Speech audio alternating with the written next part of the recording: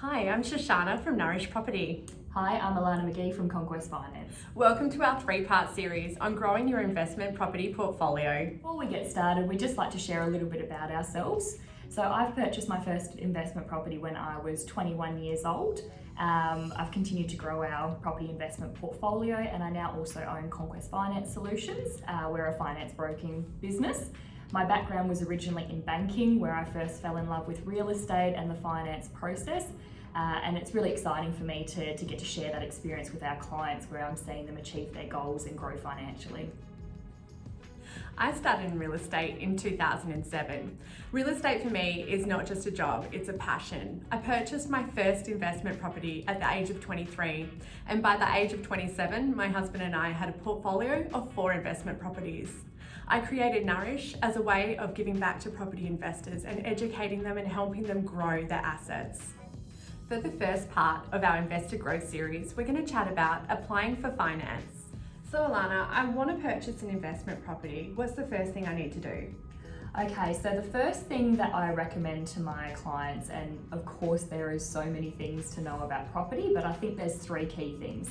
So the first one is to be very, very clear on your objectives with the investment property, because this makes your lender's job a whole lot easier. And when we're talking about objectives, it's about why are you investing? Are you investing because you want capital growth? Are you investing because you're looking for positive income streams? And a lot of the time what we find is people end up choosing the wrong type of loan for their objectives.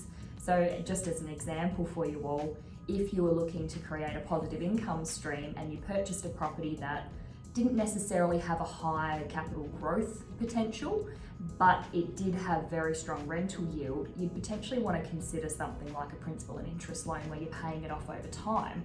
Because a lot of people find that where there's no potential for capital growth, if the market dips just a little bit, you can be in a position where there's negative equity. So Alana, I'm ready to head to a home open. What do I need to do next? Okay, so the next key thing is absolutely a pre-approval. Not only does it mean you've got certainty in your numbers, but it's also going to make you a really confident negotiator. So we always recommend that our clients get pre-approvals, and one really key part of having the pre-approval is knowing what the rental return is going to be on that property, so we can factor that into the pre-approval process.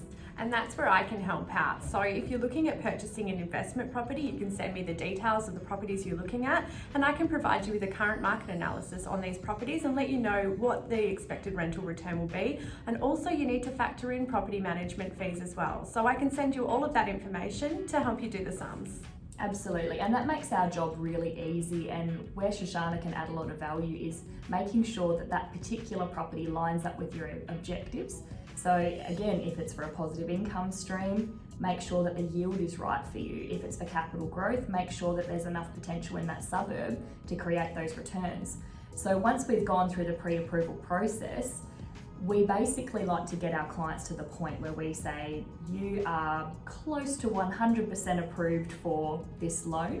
So when you go in and you're negotiating with the seller or the real estate agent, you can say, my finance isn't a problem. This is the offer I'm willing to make, whether it be under the asking price or on the asking price, and come back to me when you're ready to make a deal. And that projects a lot of confidence, and at the end of the day, you can make a lot of returns by buying right. They do say that you make your money when buying with property. Absolutely. And the last key thing to consider is having certainty in your budget.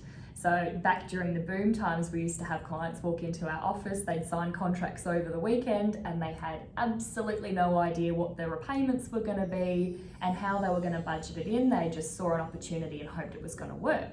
Now, when the market is a little bit different to what it was back in the boom time, having that certainty is really important, because if you had, say, a period of 3 months without a tenant, can you comfortably make that mortgage repayment, or do you have enough savings to cover that during that period?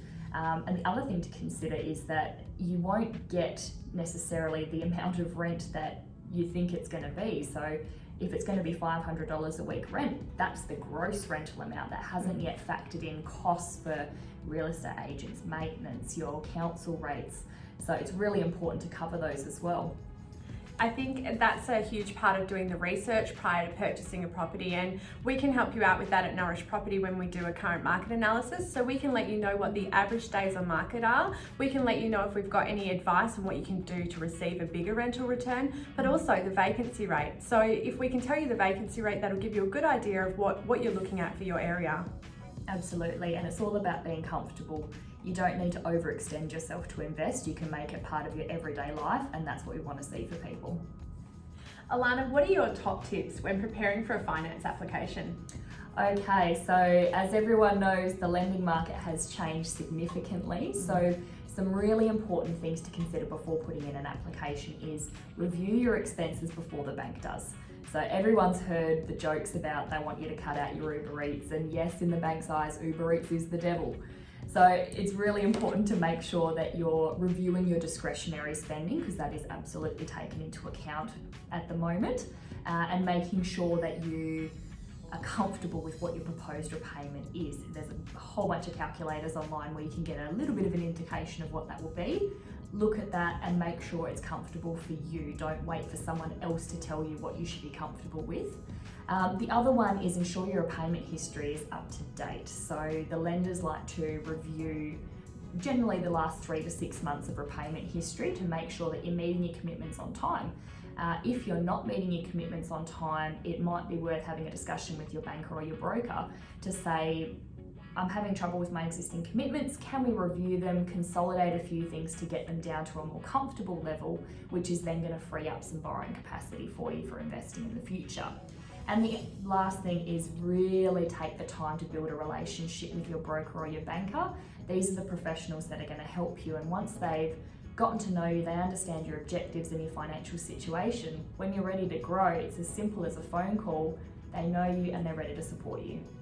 Thanks for joining us on our Investor Growth series. Please take the time to check out our other YouTube videos. And if you would like any support in property management or finance, please don't hesitate to get in touch with us. We both look forward to supporting you on your investment journey.